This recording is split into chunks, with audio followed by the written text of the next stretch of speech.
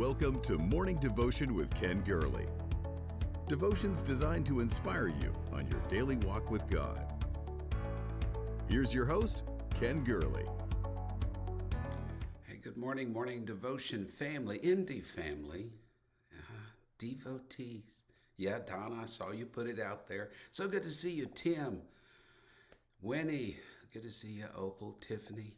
So happy you're here. Thank you for making this incredibly special each and every day. It's hard to believe that Friday is already here. Friday, May the 14th. What a pivotal era in which we live. A day, I think, like no other. A day that I believe fulfills the prophecy of the Lord, the generation upon whom the ends of the world have come. And I hope that doesn't sound too pessimistic, too dreadful, hopeless, because we do have hope. We have a hope like the world does not have. So welcome this Friday. What time is it?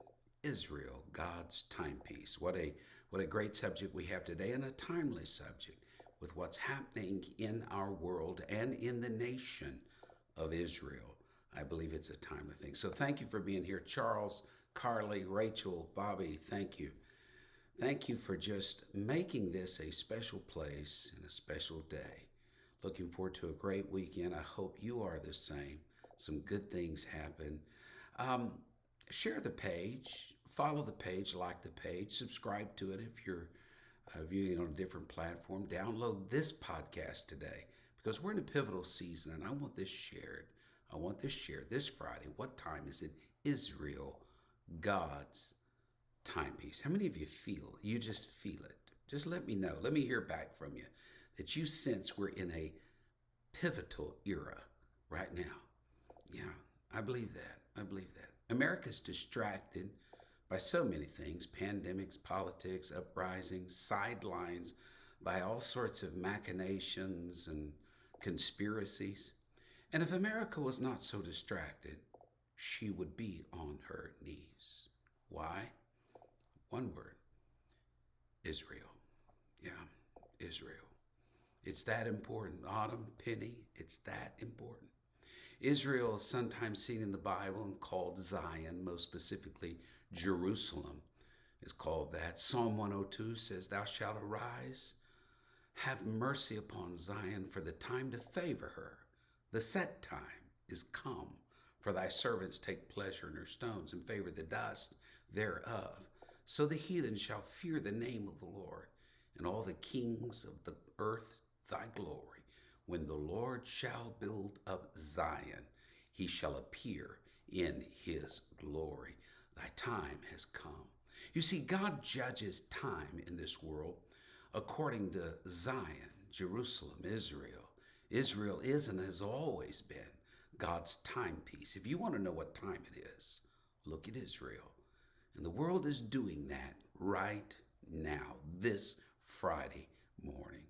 The world's attention is slowly, reluctantly returning to Jerusalem. Hamas, the Palestinian group in control of Gaza, is raining down rockets on Israel. Israel is retaliating with deadly airstrike. Hamas, like Hezbollah, funded by Iran. We see proxy wars going on right now in Israel, an old struggle that will culminate someday in a battle. Why should we care about what happens in Jerusalem? Psalm 137, "If I forget thee, O Jerusalem, let my right hand forget her cunning. If I do not remember thee, let the tongue cleave to the roof of my mouth. If I prefer not Jerusalem above my chief joy." You see, in Hebrew, the word for man is akar. The word for memory is zekar. In other words, within mankind is memory. Man indeed is memory. And people who forget lose their identity and lose themselves. The Talmud, that collection of teaching of the Jews, says that Jerusalem was named by God, two parts, Yera, to see, Shalom, meaning peace. That Jerusalem was the place of peace, to see what God was doing. Jerusalem thought Moriah to be the place of Abraham's offering of Isaac. And then God made himself visible, Jehovah Jireh, by providing a sacrifice. So in Jerusalem is where God is seen. It's where God is seen. God may be a theory in other places, but in Jerusalem, he is seen. Yes, in Jerusalem, Jesus Christ, God made flesh, was crucified on a rugged tree. Paris might be for lovers, but Jerusalem is for seers, those who want to see God. Does that just do something to you? I just feel that. I feel that in my spirit. Tim and Ken, hey, and Kenny. Boy, there's a lot of Kens on here today. Right? Give it up for the Kens of this world. Yeah, that's good. But do you sense that something is just happening in Jerusalem? That we are supposed to see God at work. All of the monotheistic religions look to Jerusalem. I think that's one of the important things about the city of Jerusalem. Islam, Judaism, Christianity, the monotheistic religions of the world look there. Indeed, to all of them, the one God is seen in that city. It's a promised land, a land promised to Abraham, Isaac, and then to Jacob. The nation itself, the nation of Israel, is a miracle. Never in the history of mortal man has a nation been destroyed and its inhabitants scattered, and some 1900 years later, the nation be reformed. It's unheard of. God prophesied that Israel would be scattered in Amos 9:9. For lo, I will command and I will sift the house of Israel among all nations, like as corn is sifted in a sieve, and yet shall not the least grain fall upon the earth. God also prophesied not only that there'd be a sifting and a scattering, but in Jeremiah 31, that there would be a regathering. Hear the word of the Lord, O ye nations, and declare it in the isles afar off, and say, he that scattereth Israel will gather him, keep him, as a shepherd does his flock. Is that beautiful? For the Lord hath redeemed Jacob and ransomed him from the hand of him that was stronger than he. On May 14, 1948, prophecy became history, and a Jewish state named Israel was approved to regather God's people from the four corners of the globe. Then on June 4th, 1967, Jerusalem was recaptured in a 6-day war. You see, God's timepiece suddenly started ticking again in the mid-20th century. God's timepiece. He measures time by Israel. Let me give you just a few passages of scripture, and I hope you find this as interesting as I do.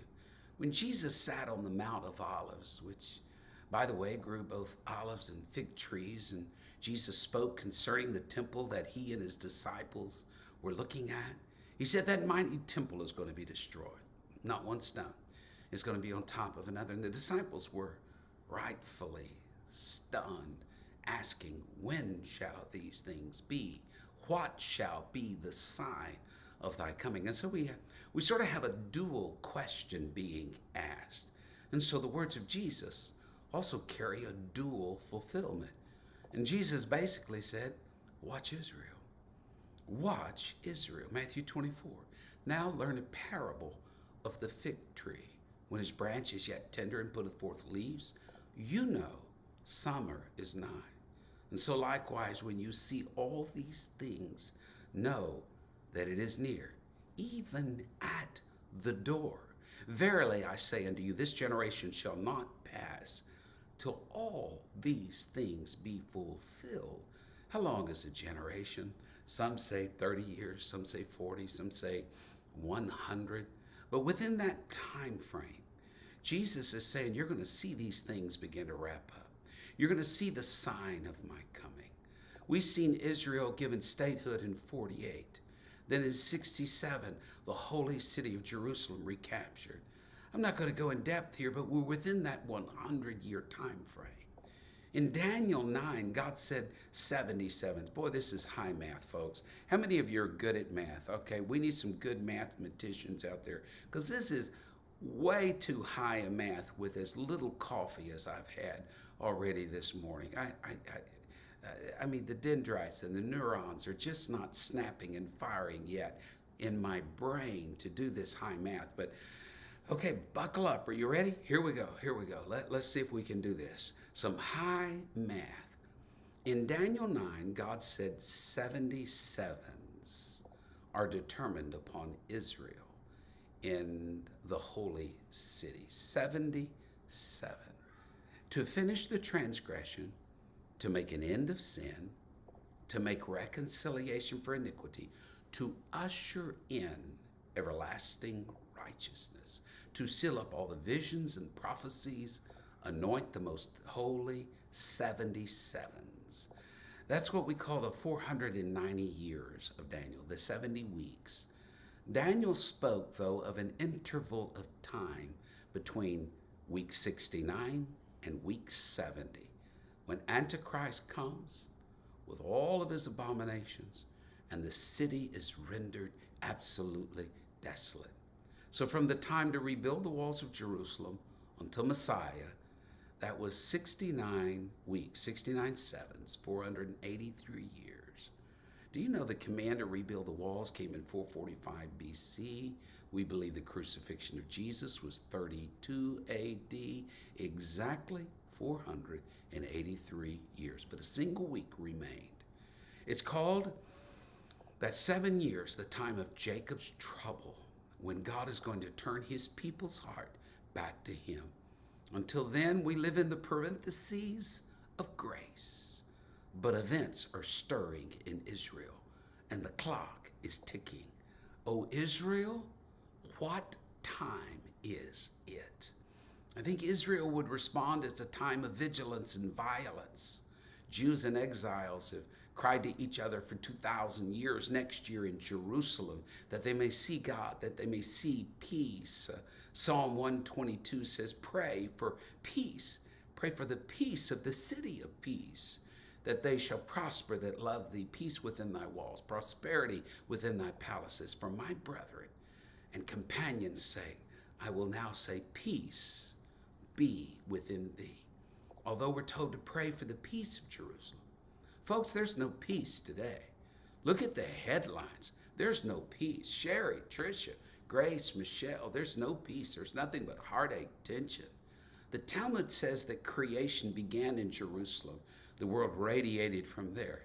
True or not, I don't know. But this I can say, is the world's attention unwittingly and unwillingly is focused on that city. The past few days have been times of warfare. Look at the statistics of what has happened in a tiny country no bigger than Harris County, where Houston is.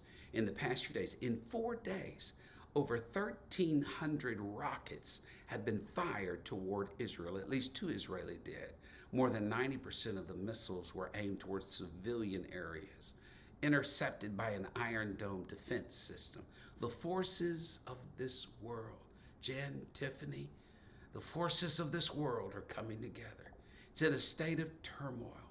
The late Yasser Arafat proclaimed before he passed that this violence will continue until a Palestinian child flies a Palestinian flag over Jerusalem as the capital of a united Palestine. We haven't yet seen these suicide missions resume. That was seen in the past, though. Maybe they'll be seen again. If America wasn't so distracted, she would be on her knees. The Jews, Israel's God's timepiece, they judge time differently than we do. They view humanity as being in the latter part of the 6th millennia, the final 6th day. God created man on the 6th day, and a day with the Lord is as 1,000 years. So man is in his final lap. They call this millennium that we're in right now Joseph's millennium. They believe that this millennium will give way to their Messiah. Just before Jacob died, he gave Joseph the city of Shechem. You see, in Shechem was where Joseph's brother sold him into slavery. It was to Shechem that the bones of Joseph were brought to be buried. And today Shechem is called Nablus. It's a Canaanite city. Again, in the Talmud, Shechem is the site where bad things happen. And the Jewish writings predict that when violence starts in Shechem, or modern Nablus, it will spread throughout the nations and end up with the coming of the Messiah. Have you followed the news lately? You may have seen the town Nablus and didn't realize that Shechem, and you may not realize that bad news from Shechem, bad news from that area will usher in violence around the world. And there has been violence in Nablus. Palestinians killed lately. Zechariah 12, behold, I will make Jerusalem a cup of trembling, and all the people round about. When they shall be in siege against Judah and Jerusalem, I'll make Jerusalem a burdened stone for the people. All that burden themselves with Jerusalem shall be cut to pieces, for there, through all the people of the earth will be gathered together. If America was not so distracted, she would be on her knees in prayer. Gog, Magog, that great end time battle is upon us. When you see Turkey and Iran allying with Russia, when you see the expansionism of China, we're talking ancient countries. What time is it, Israel? Israel would say it's a time of vigilance and violence, but Israel would also say it's a time of hope and harvest. In spite of the trouble, you can almost sense the resonating sound of hope. It was pre-pandemic. We had a large group in Jerusalem, and by the way, next fall we're doing that again. It's an amazing trip, and we're going to have a wonderful time doing that. But I remember pre-pandemic standing on Temple Mount. You could sense something in the offing. As the men and women in our group would approach the Wailing Wall and pray for the peace of Jerusalem, something is coming. The Jews are expecting their Messiah. It's a time of hope and harvest. A rebuilt temple must exist midway into that final 70th week, the final 7 years. The fervor to rebuild that temple lets us know it's a time of hope and harvest. Revelation 14, I looked, I beheld a white cloud, and upon the cloud sat one like the Son of Man, having on his head a golden crown, and in his hand a sharp sickle. And another angel came out of the temple, crying with a loud voice to him that sat on the cloud, thrust in thy sickle and reap, for the time is come for thee to reap, for the harvest of the earth is ripe. It's a time of hope. It's a time of harvest. Oh, if America was not so distracted, we would be on our knees. For what we do, listen, morning devotion gang, what we do for Jesus, we've got to do quickly. It's time to reap this harvest. We need more hands in the field. What time is it? Israel, God's timepiece, says it's high time to awaken out of slumber. A few years back, I stood looking over the vast fertile plain of Megiddo, and I thought, this is where it's all going to come to an end, Armageddon. And Jesus himself will fight that final battle. And I began to pray, God, give us time. Jesus said, when you see Jerusalem trodden underfoot by Gentiles, know that the time is short. Lift up your eyes. Redemption is drawing nigh. He's coming. But America is distracted. America isn't looking. I know there's a weariness in our world today. I know. But if the events of the past 15 months have shown us anything, and what's happening in Israel today has shown us anything, the time is ripe for a worldwide crackdown more than ever before. Globalist forces are at work. Spirit of Antichrist is on the rise. In such an hour as you think not, the Son of Man is coming. Two are going to be taken from the field, or one will be taken, one will be left. One will be left in bed, one will be taken. That means it's going to be daytime somewhere, nighttime somewhere.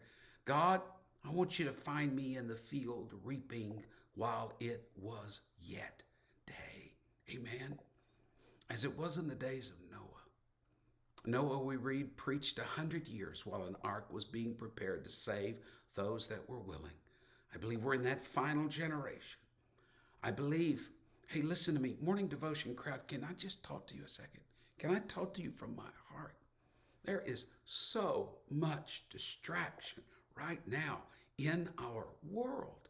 So much distraction amongst church people. I see in social media everybody spouting their opinion here and their opinion there and running here and running there. You've got an opinion about this vaccine, that vaccine, whether to vaccinate, not to vaccinate, this conspiracy theory. Did this happen? Could this have happened?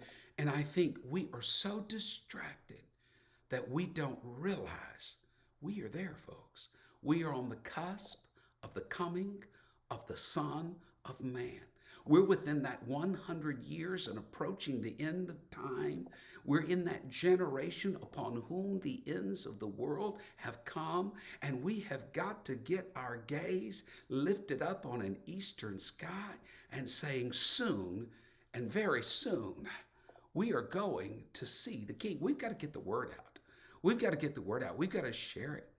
I want you to be in church this Sunday. Get the word out. Jesus is coming. He's coming soon. Remember that old Gaither song, Years of Time Have Come and Gone? Since I first heard it told, how Jesus would come again someday.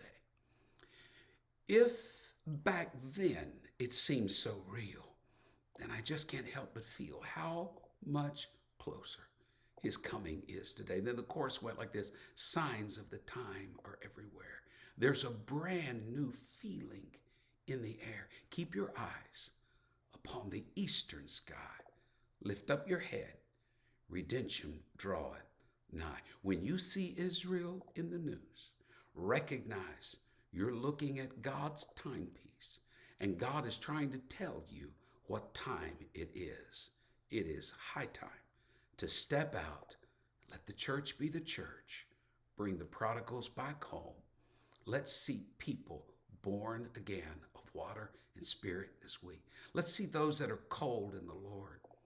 Let's see them come back, and let's see what God can do in our midst. May the Lord richly bless you. Would you, thank you, MD family, would you just share this with someone? Let's get the word out. I'm just believing for a harvest. Maybe today, maybe somebody before the sun sets today around the world will respond and be used mightily of God and see God at work in their life. And this weekend, may the waters of the baptistry be troubled. May the altars be filled with people seeking the face of God, because it's soon and very soon that we're going to see the King. God bless you. Leave your prayer requests out to the side. I look forward, God willing, seeing you again on Monday morning. Those of you in Pearland, Baytown, see you this weekend, and let's just see what God is doing in our midst. May the Lord bless you and be with you all day. Thank you for listening to Morning Devotion with Ken Gurley. Join us next time for another inspiring devotion. To support this ministry, please visit firstchurch.com/give.